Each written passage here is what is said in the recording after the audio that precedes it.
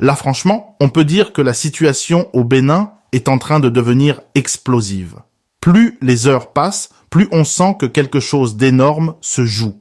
Ce qui, au départ, ressemblait à une mutinerie militaire isolée, commence à prendre une tournure régionale, géopolitique, stratégique même.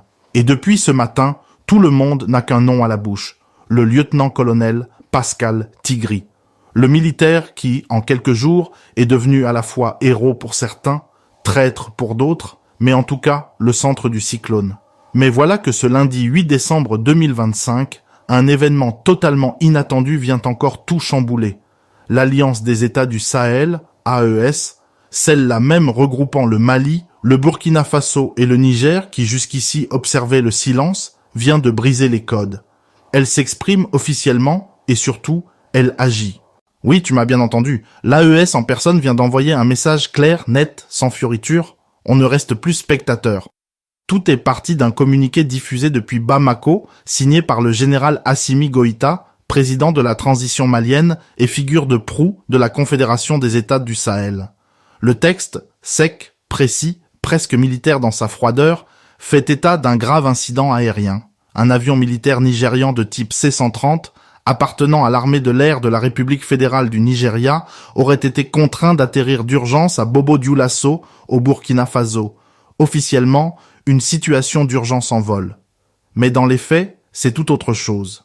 À bord, selon ce communiqué, il y avait 2 membres d'équipage et 9 passagers, tous des militaires nigérians. Jusque-là, rien d'anormal. Sauf que cet appareil n'avait aucune autorisation de survol du territoire burkinabé. Et c'est là que tout bascule. L'AES crie à la violation de son espace aérien. Et pas n'importe quelle violation, hein? Une intrusion militaire illégale en pleine période de tension, juste au moment où le Bénin s'embrase.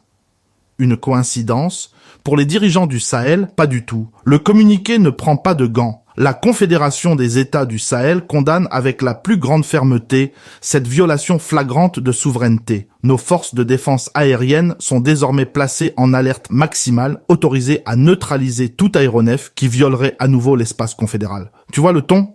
Ce n'est pas une petite mise au point diplomatique, non. C'est un avertissement militaire, clair comme de l'eau de roche. Ce message, en réalité, il veut dire plusieurs choses à la fois. D'abord, l'AES veut montrer qu'elle existe. Qu'elle n'est plus seulement une alliance politique qui signe des déclarations symboliques, mais bien une entité militaire qui défend un territoire et une souveraineté. Ensuite, le signal est dirigé vers un voisin bien précis, le Nigeria. Et ça, c'est un message lourd. Parce que le Nigeria, faut se rappeler, c'est le géant de la CEDEAO, l'un de ses bras armés les plus puissants. C'est lui qui intervient souvent quand la CEDEAO envoie des troupes. Or là, le communiqué de l'AES ne fait pas de mystère. L'avion C-130 serait intervenu dans le cadre d'une opération en soutien aux forces loyales au président Patrice Talon. Autrement dit, le Nigeria aurait envoyé un appareil dans la région pour aider à écraser le soulèvement mené par le colonel Tigri. Et là, l'AES dit clairement, non, pas question que tu viennes te battre si près de nos frontières ou même sur nos routes aériennes sans qu'on réagisse. Mais le plus intéressant dans cette histoire, c'est ce timing. Pourquoi l'AES réagit-elle maintenant, pile au moment où le colonel Pascal Tigri tient encore certaines positions autour du palais présidentiel à Cotonou? C'est là que les rumeurs, les analyses, les hypothèses commencent à fuser. Beaucoup de commentateurs y voient une alliance implicite entre Tigri et l'AES. Rien d'officiel, bien sûr, mais de plus en plus d'indices laissent penser qu'il y aurait un canal de sympathie, voire de coordination idéologique entre eux, parce qu'il faut dire ce qui est le discours de Tigri, ses interventions, sa rhétorique, tout sonne très souverainiste, très anti-ingérence étrangère. Il parle d'un Bénin indépendant, libre de son destin, d'un peuple qui refuse d'être contrôlé par l'extérieur. Tu reconnais le refrain? C'est exactement celui qu'on entend déjà à Niamey, à Ouagadougou, à Bamako. Et du coup, forcément, beaucoup y voient une même ligne politique, une même vision du pouvoir. Celle de tourner la page de la France-Afrique et de redonner aux nations africaines leur vrai pouvoir décisionnel. Pendant ce temps, au Nigeria, la tension monte aussi. À Abuja, le ton est ferme, le gouvernement parle d'incidents isolés, mais en arrière-plan, tout le monde comprend que la CEDEAO a donné le feu vert pour aider Talon à remettre de l'ordre. Sauf que voilà, Pour l'AES, c'est une ligne rouge. Parce qu'à partir du moment où un pays comme le Nigeria commence à bouger des avions, à parler d'intervention au nom de la stabilité régionale, l'AES s'inquiète. Elle se dit « Aujourd'hui c'est au Bénin, demain ce sera peut-être à notre tour ».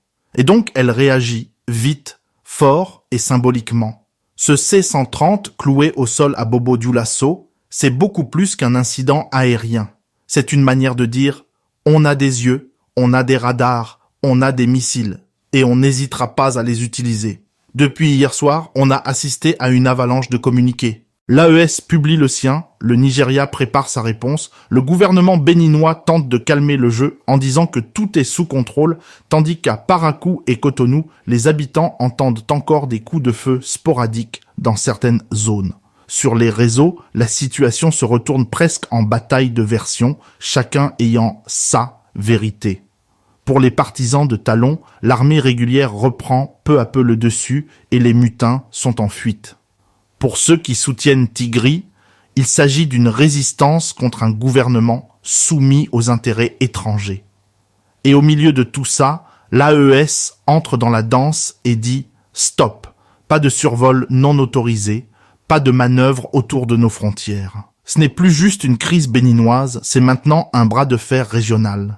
Dans les rues de Cotonou, de Porto Novo, de Parakou, les discussions s'enflamment. Tu entends des phrases comme « Enfin, l'AES montre qu'elle tient tête à la CEDEAO. Si Tigri veut libérer le pays, qu'il fasse attention, ils vont l'écraser comme au Niger. Pourquoi on laisse le Nigeria nous survoler comme ça, sans prévenir ?» Tu sens dans ces voix un mélange de peur et de fierté. Peur d'une guerre qui pourrait s'étendre, mais aussi fierté de voir que l'Afrique n'est plus ce territoire silencieux où tout le monde peut intervenir sans conséquence. Et puis, il y a une chose nouvelle, cette sympathie populaire pour l'AES. Même hors de ses frontières, son discours trouve un écho. Des jeunes béninois disent « Au moins eux, ils parlent vrai ». C'est dire à quel point le climat politique dans la région est en train de changer. Ce qu'on voit aujourd'hui, c'est bien plus qu'une crise militaire ponctuelle. C'est un réalignement des forces en Afrique de l'Ouest. D'un côté, tu as le bloc CEDEAO, mené par le Nigeria, soutenu en partie par la France, toujours dans une logique de stabilité institutionnelle, voire de continuité des régimes en place. De l'autre, tu as le bloc AES, plus radical, plus souverainiste, qui prône la rupture totale avec l'ancien système, quitte à fâcher tout le monde.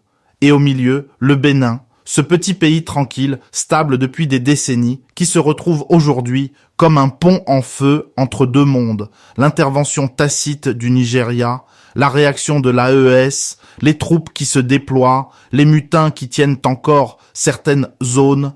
Tout ça donne le sentiment qu'on est à la veille d'une grande recomposition régionale. Mais une question reste brûlante. Que veut vraiment le colonel Pascal Tigri? Est-ce qu'il agit seul, poussé par une idéologie? Est-ce qu'il a un appui discret de l'AES? Ou est-ce qu'il est juste un pion dans un jeu beaucoup plus large, manipulé par des intérêts qu'il ne maîtrise peut-être même pas?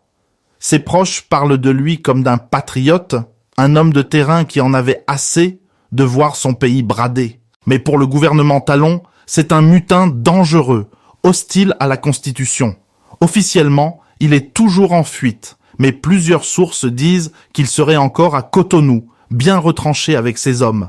Certains parlent même d'un message secret envoyé depuis le Nord, un appui symbolique de responsables militaires de l'AES pour lui dire « Tiens bon, tu n'es pas seul », rien n'est confirmé évidemment, mais dans le contexte tendu actuel, il n'en faut pas plus pour enflammer toute la région. Et pendant ce temps, à Niamey, à Bamako, à Ouagadougou, les journaux titrent tous sur la crise du Bénin. Des tribunes, des vidéos circulent, on y lit « Le Bénin, nouveau front de la souveraineté africaine », l'AES s'impose face à la CEDEAO. Vers une fracture définitive entre les deux modèles, c'est dire à quel point ce qui se joue à Cotonou dépasse le simple cadre national. Pour beaucoup d'observateurs, cette crise béninoise est en train de devenir un test grandeur nature. Soit la CEDEAO réussit à prouver qu'elle peut maintenir un ordre régional sans tomber dans l'autoritarisme ni l'ingérence, soit l'AES gagne du terrain en s'imposant comme le nouveau modèle pour l'Afrique de l'Ouest, et entre les deux, le peuple béninois, pris dans la tempête, qui regarde les avions dans le ciel et se demande « Et nous, dans tout ça, où est notre avenir ?» Au fond, Ce qui se passe aujourd'hui ressemble à une immense partie d'échecs. Chaque camp avance ses pions avec précaution. Le Nigeria tente de défendre Talon. L'AES contre-attaque diplomatiquement. Les grandes puissances observent en silence, tout en essayant d'influencer discrètement. Mais le problème avec ce genre de parti, c'est qu'à force de déplacer les pièces sans concertation, le plateau finit par brûler. Et c'est exactement ce qu'on sent venir. Un embrasement. Parce qu'entre les avions en alerte, les communiqués en rafale, les alliances floues et les populations à cran, il suffirait d'un rien, un tir malencontreux, une déclaration de trop, pour que tout s'enflamme. Eh bien maintenant, tout le monde retient son souffle. Les prochaines heures vont être cruciales. L'AES a montré qu'elle ne pliera pas. Le Nigeria ne reculera pas. Et le président Talon, lui, doit prouver qu'il a encore le contrôle de son armée et de son pays. Le Bénin, hier encore cité comme exemple de stabilité démocratique, est désormais l'épicentre d'un séisme politique africain. Et que ce soit à Bamako, Abuja ou Paris, tout le monde sait que les décisions prises dans les prochaines 24 heures pourraient redessiner durablement le visage du continent.